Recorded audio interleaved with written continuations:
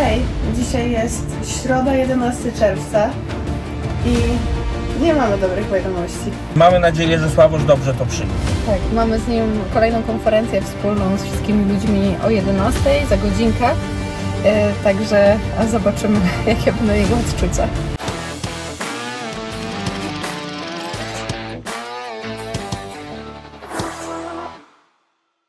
Dzisiaj mamy 10 czerwca, jesteśmy na Florydzie i tak naprawdę to od tygodnia czekamy na lot Sławosza. Ten lot miał się odbyć 8 czerwca, później 10, czyli dzisiaj, no i znowu jest przesunięty na 11. Słuchajcie, tutaj na przylądku tyle się dzieje, że ja straciłam głos. Nie wiem, czy to słyszycie? Mikołaj co chwilę udziela jakieś wywiady. Właśnie się dowiedzieliśmy w telewizji, że był briefing do 10 i jeszcze nie zdecydowali, czy przykładają lot z środy na czwartek. Kolejna decyzja będzie podjęta o 13, także w tym momencie nie ESA, nie Axiom nas wcześniej informuje, tylko media. Dzisiejszego dnia są naprawdę niesamowite emocje. Najpierw nam powiedziano, że lot, który już był raz przesunięty, nie został dalej przesunięty, jest ciągle planowany na 11 czerwca. Natomiast dowiemy się o 1 w nocy, czy zostanie przesunięty, czy nie. Także mamy iść spać i przygotowywać się tak, jakbyśmy na pierwszą się przygotowywali, bo nas jako rodzinę odbierają 8 godzin wcześniej przed startem, czyli między 12 a 1 w nocy, bo start miał być o 8. Po czym wszyscy zestresowani oczywiście całą tą sytuacją, zwłaszcza Aleksandra, która jest w Polsce i nie zdąży wrócić. Po czym teraz po południu wieczorem nam powiedzieli, że start jest no-go jutro, że idzie jakaś burza i już teraz widać, zrobiło się bardzo ciemno, jak widzicie, patrzcie za mną, tam ciągle się błyska i są burze jakieś podobno wielkie i jutro rano w czasie startu ma być podobno jakaś wielka burza i dlatego start znowu został opóźniony, odwołany, ale nie mamy na razie żadnych innych informacji. Powiedzieli, że podadzą nam jakieś szczegóły później, ale emocje tutaj naprawdę sięgają zenitu i z jednej strony chcemy, żeby Sławosz jak najszybciej poleciał, a z drugiej strony chcielibyśmy, żeby Aleksandra tutaj była, więc liczymy na to, że Aleksandra zdąży, przyleci i będziemy tutaj wszyscy razem. Jest po 22, właśnie się okazało, że jest problem z rakietą. Start został odwołany na dzień jutrzejszy i nie został na razie przeniesiony na kolejny dzień, więc okazuje się, że jednak problem jest głębszy. Nie chodzi tylko o pogodę, chodzi o to, że jest jakiś wyciek, także nie bardzo wiemy, co się dzieje, nie bardzo wiemy, co będzie dalej, ale o tym będziemy informować Was już jutro, no bo na dzisiaj dostaliśmy informację, że start odwołany, możemy iść spać, więc tak też robimy. Hej, dzisiaj jest środa, 11 czerwca i nie mamy dobrych wiadomości. Znaczy nie tyle wiadomości, ile mamy złe przeczucia. Wczoraj po raz kolejny, po raz chyba 5, lot Sławosza został już przesunięty. No i zaczynają szargać nami takie emocje, że wydaje nam się, że coś się może stać poważniejszego. No i może się okazać, że Sławosz finalnie teraz w czerwcu nie odleci.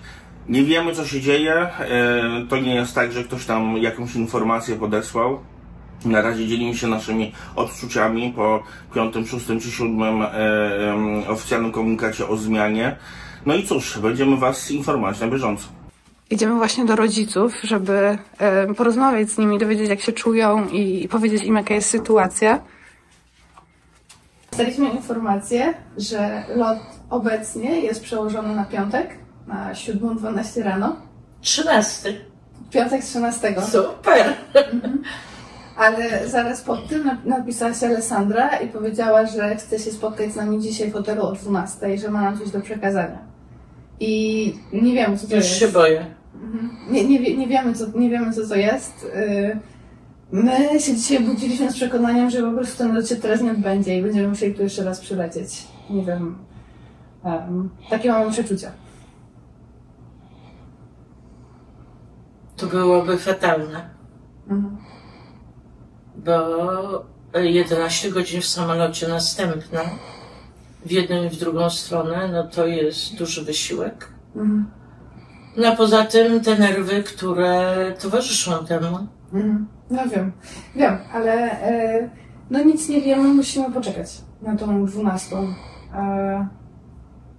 Po prostu boję się czekać do 12. No wiem, Mikołaj napisał do ESY, żeby dali znać coś wcześniej, bo to była bardzo kryptyczna wiadomość wysłana o 5 rano na czacie.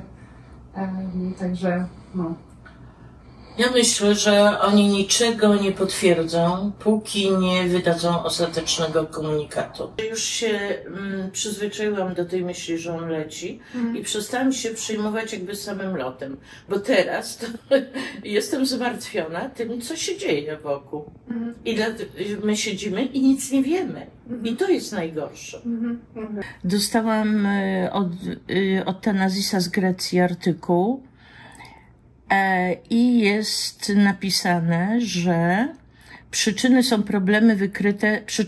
są problemy wykryte podczas statycznego testu silników pierwszego stopnia, które okazały się poważniejsze niż się wydawało.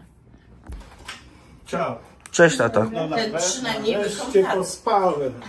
Ja się dopiero budziłem. Czyli tata się dobrze czuje? Tata, co ty na to, że Sławosz leci 13 w piątek?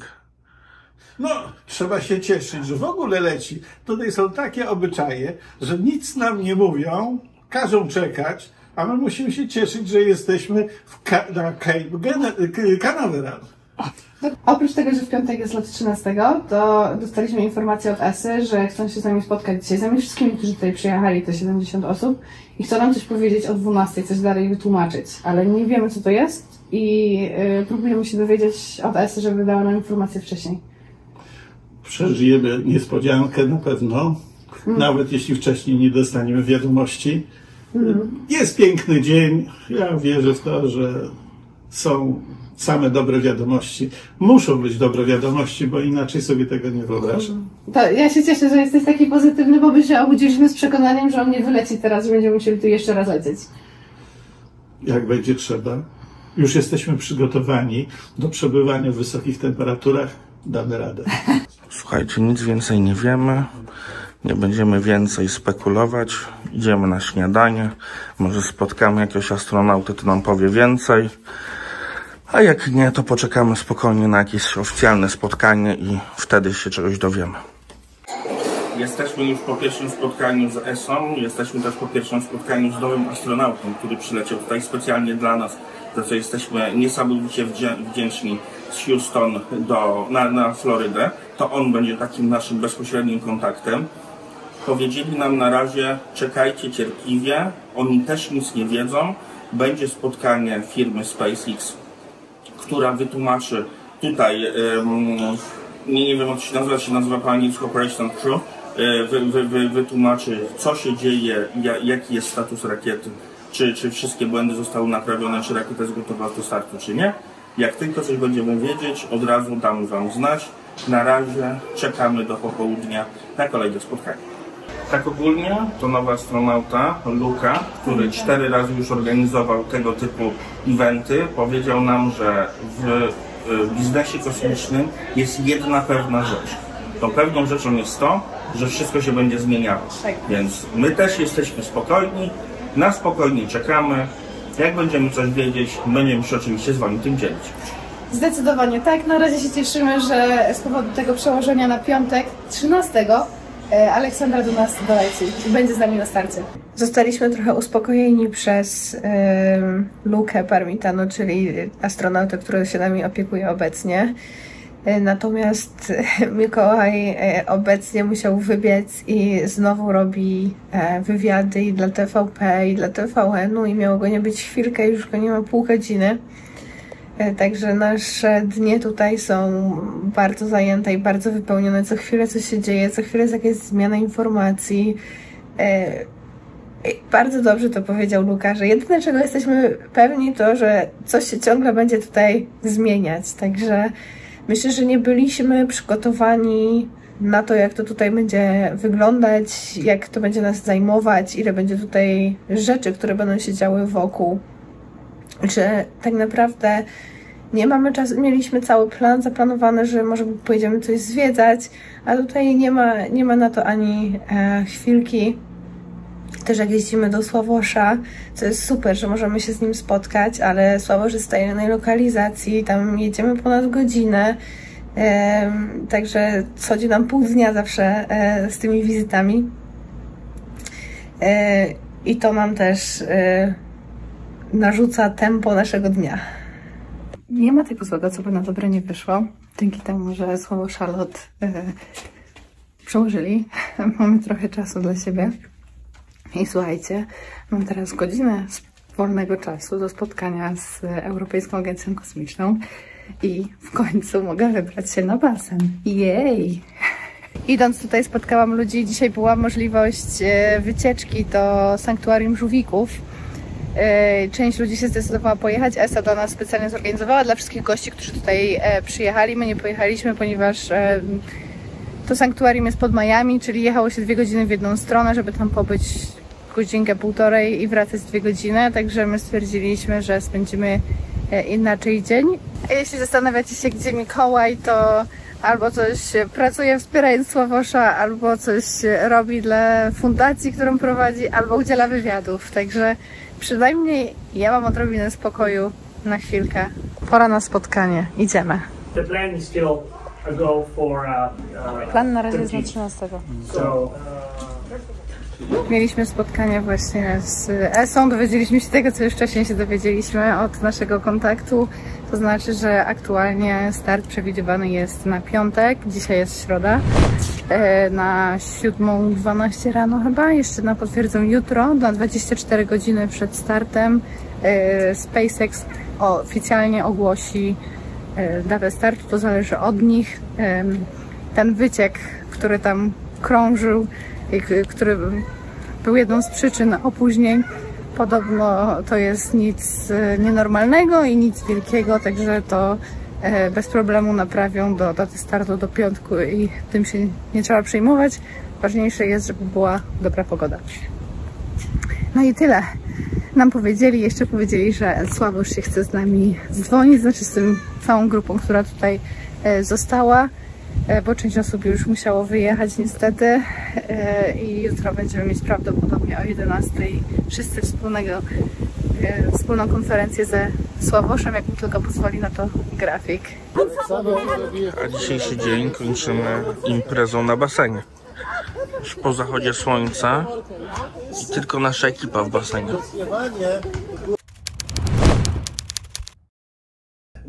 My będziemy na scenie, a wy będziecie po prostu za, nie wiem, za taśmami. Czyli znowu na scenie. Nie wiem, takie życie.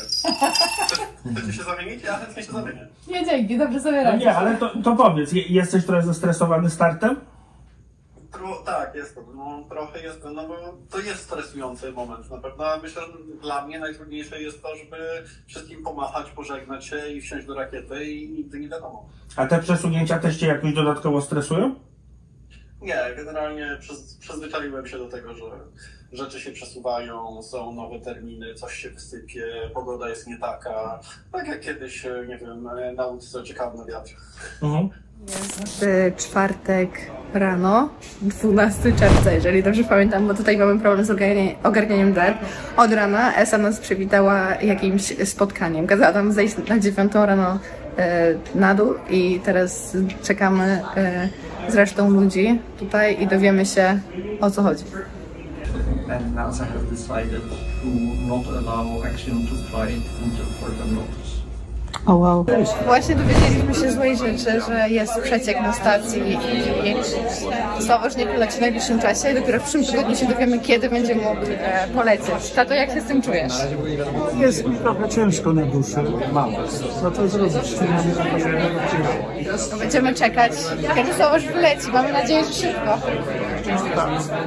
Niechby to się stało już, żeby przede wszystkim bezpiecznie na to. A co z nami? Chcę wracać do domu, to czy to załatwi? Chcę zostać, to zostanie. Wiesz, ale mama... Nikt nic nie wie. W środę dostaniesz na samą informację. Kiedy on wraca z nami do domu. Emocje trochę opadły. Dostaliśmy dzisiaj informację, że nie wiadomo kiedy Sławosz wyleci. Okno startowe jest na kolejne 2-3 tygodnie do końca czerwca. W najbliższym czasie nie wyleci, ponieważ jest problem ze stacją kosmiczną. Po rosyjskiej stronie jest wyciek tlenu i jeżeli kapsuła AX-4 tam zadokuje, to wzrasta tam ciśnienie na stacji i oni dostali całkowity zakaz dotarcia na stację kosmiczną obecnie. Najgorsze jest to, że my nic nie wiemy i najgorsze jest to, że oficjalnie ESA też powiedziała, że oni też już jakby nie wiedzą, kiedy ten lot mógłby się odbyć. Prawda jest taka, że do końca czerwca on się może odbyć, ale nie do końca wierzą, że to będzie w przyszłym tygodniu. No a my tutaj 2,5 tygodnia jesteśmy i no niestety musimy też wracać do pracy.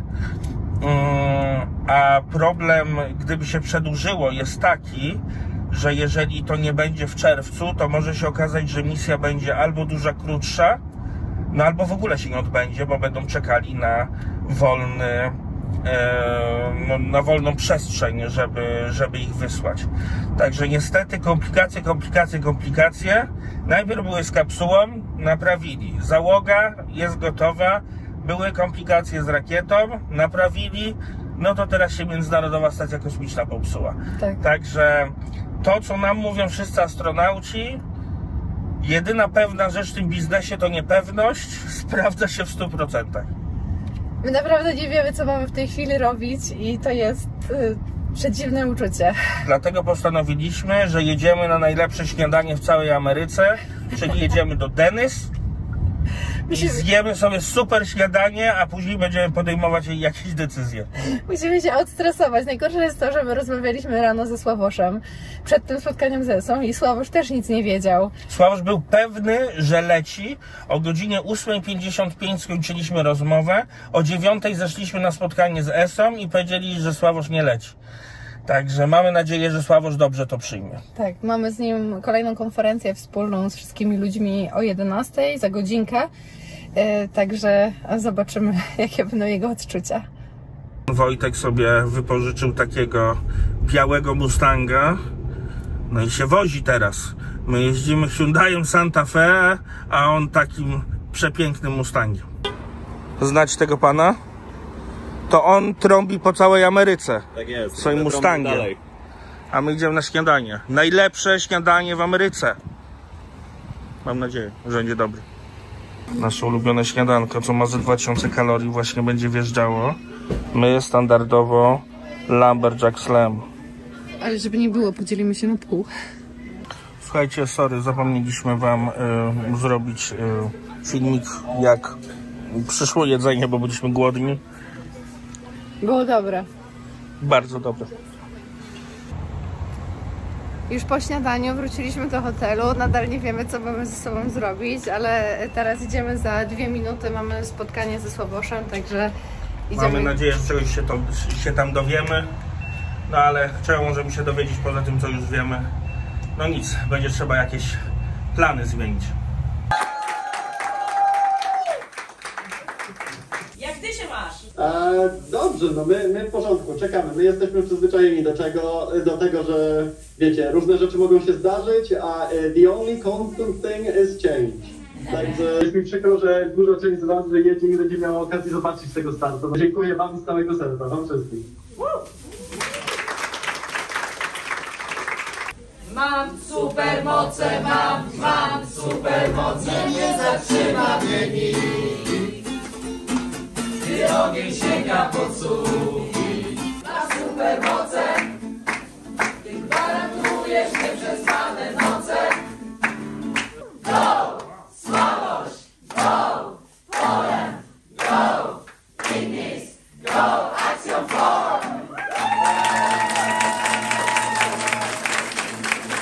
Słuchajcie, bardzo wam dziękuję wszystkim, że że wzięliście urlop, że przyjechaliście. To nie jest blisko, żeby dojechać na Florydę. Mam nadzieję, że dobrze się bawicie i dziękuję, że w tak licznej grupie spędziliście tyle czasu, żeby rzeczywiście przyjechać i mnie wspierać.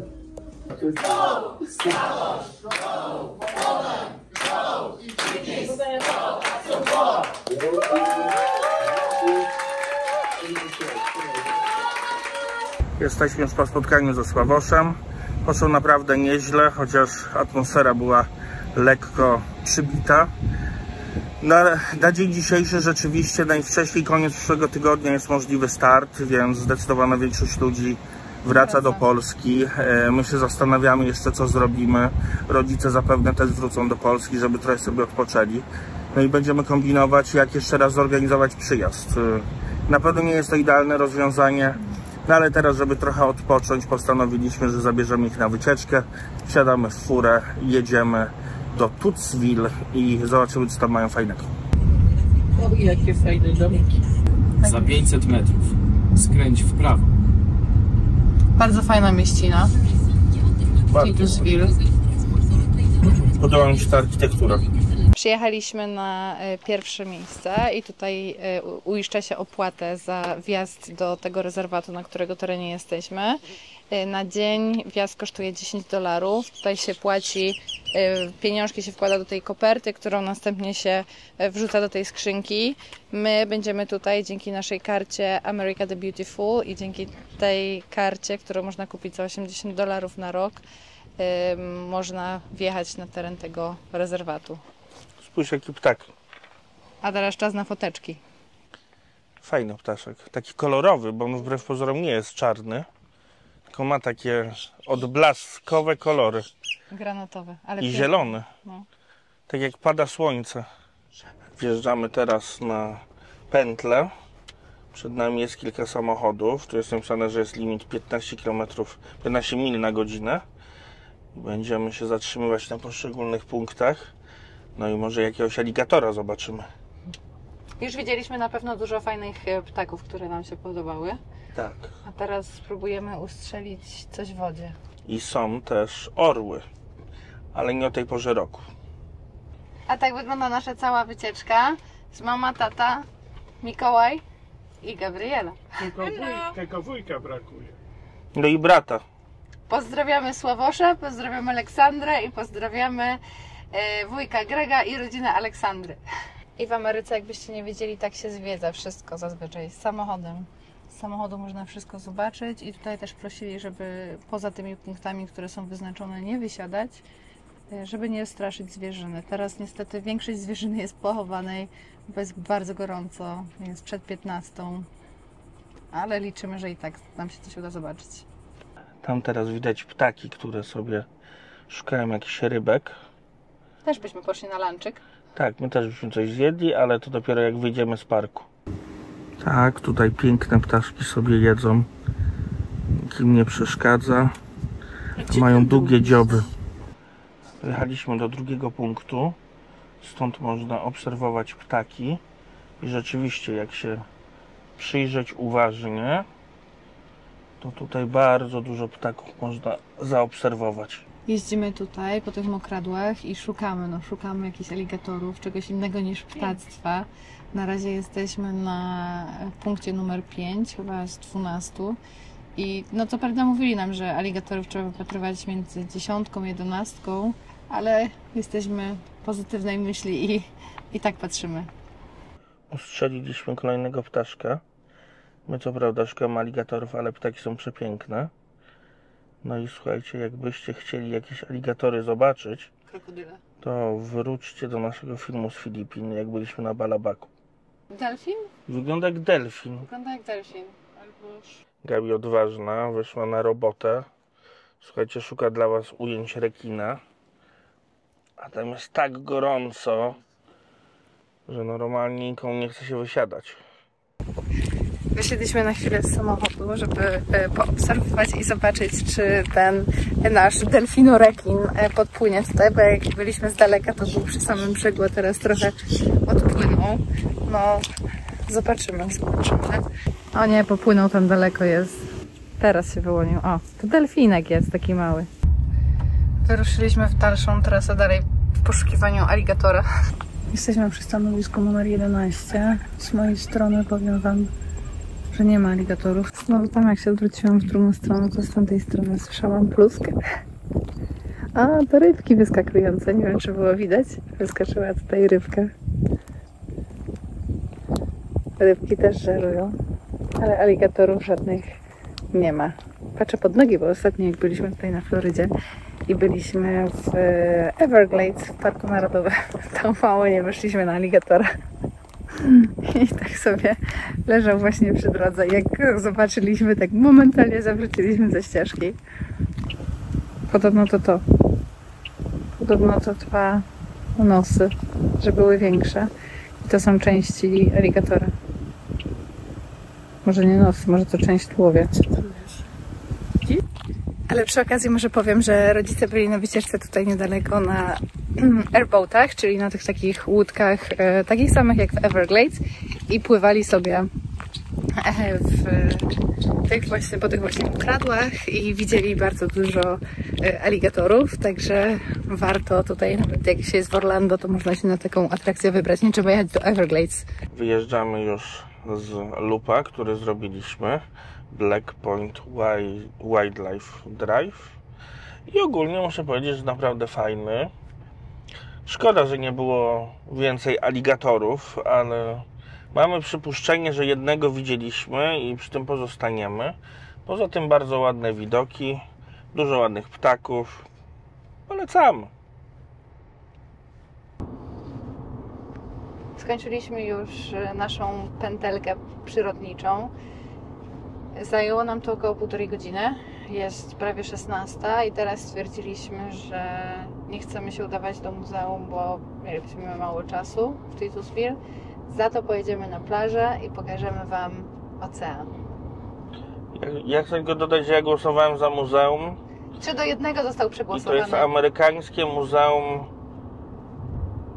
American Space Museum, tak? Tak, American Space Museum i Walk of Fame astronautów.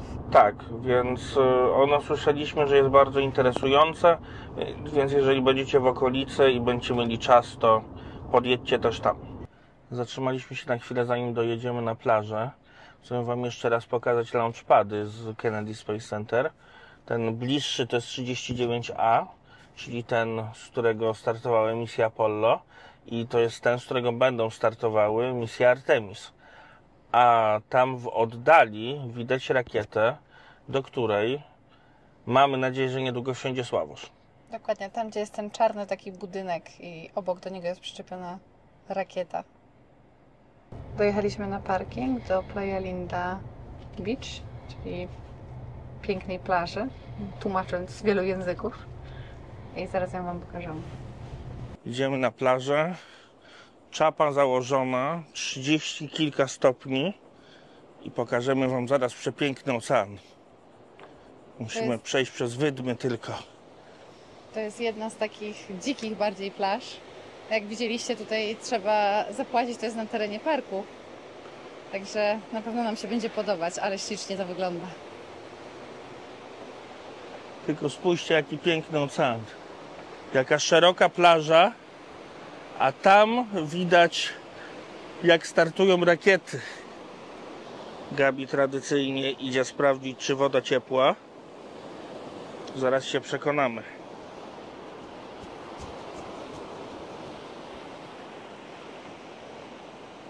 Ciepła. Ciepła. Może Gabi mówi, nie że gorąca, ciepła. ale ciepła. Lepsza niż Bałtyk w lecie.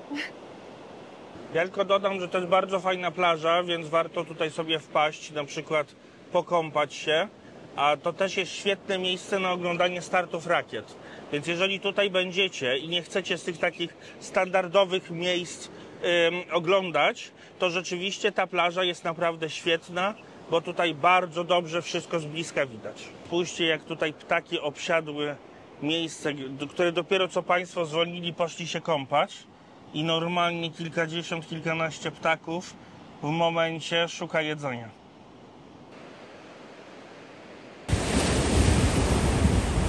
Tam w oddali widać czubeczek rakiety Sławosza.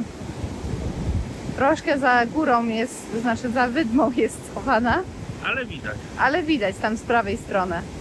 Podsumowując nasz pobyt na tej plaży, jest ona idealna na plażowanie, jest naprawdę przepiękna, ale teraz temperatury są takie, że bez zanurzenia się w wodzie, a my nie wzięliśmy strojów kąpielowych, to tutaj się nie da wytrzymać, także kończymy już naszą krótką wizytę na tej plaży i jedziemy do Titusville. Patrzcie, co spotkaliśmy tutaj przy drodze. Jest przepiękny żółwik skubiący trawę. Jest prześliczny, ja sobie nie zdawałam sprawy, że te żółwiki tak słodko skubią tą trawę. Niesamowite. Dajemy mu już spokój. Papa żółwiku. My pędzimy dalej. Ja poproszę o mój samochód. Przejeżdżamy przez Titusville. Jest to bardzo fajna mieścina, natomiast jesteśmy o takiej porze, że knajpa, do której chcieliśmy iść, jest zamknięta. Więc pojedziemy troszkę dalej. To pewnie kino. Tak wygląda kino. Patrz jakie domki fajne. Marlin. Tutaj było Welcome Center po lewej. I shuttle. Tak. Ładne miasteczko. Fajne i takie niskie, architektura i ma takie te domki trochę w stylu Adobe. Tak jak widzieliśmy na drodze 66. Hejka. Jesteśmy już z powrotem w hotelu. Bardzo padnięci. Czekamy aż Aleksandra przyleci i wróci do hotelu. I czekamy na Alessandrę z Esy, żeby z nią porozmawiać o naszych planach. Ustaliliśmy, że rodzice wracają do Polski. My zostajemy jeszcze na tydzień, ale nie tutaj, też się przenosimy i będziemy trochę podróżować po Stanach czekając, a w razie czego wszyscy z nas się tutaj zlecą z powrotem w następnym tygodniu, jeżeli dojdzie do startu. Aleksandra już przyjechała i mamy spotkanie, na którym Esa stara się nam wyjaśnić, co się dokładnie dzieje. To spotkanie tylko nas utwierdziło w przekonaniu, że nic nie wiadomo tak naprawdę, no i wyjeżdżamy. Słuchajcie, mieliśmy dzisiaj bardzo owocne popołudnie i wieczór. Dużo przemyśliwań, dużo planów, dużo rozmów. No i finalnie pakujemy się. Postanowiliśmy, że zmieniamy nieco otoczenie. Polecimy sobie do Waszyngtonu. Zabukowaliśmy bilety, zabukowaliśmy hotel. Teraz tylko kończymy się pakować. No i jutro z samego rana opuszczamy Cape Canaveral. Mamy nadzieję, że jeszcze uda nam się tu wrócić. Oczywiście na start Sławosza. Tak. Ale stwierdziliśmy, że nie ma co siedzieć w bezruchu i czekać. Po prostu jak dostaniemy informację, wtedy od razu bukujemy samolot i wracamy. A tymczasem dzięki wielkie, że oglądaliście pierwszą część naszych przygód ze Stanów. Teraz zobaczycie troszeczkę co innego. No i cóż, mamy nadzieję, że finalnie wszystko będzie dobrze. Dzięki wielkie, że oglądaliście. Dajcie znać, czy Wam się podobało i czy tak jak my zostawilibyście Florydę i pojechali eksplorować gdzieś dalej. I do zobaczenia w następnym odcinku. Trzymajcie się, cześć. Pa, pa.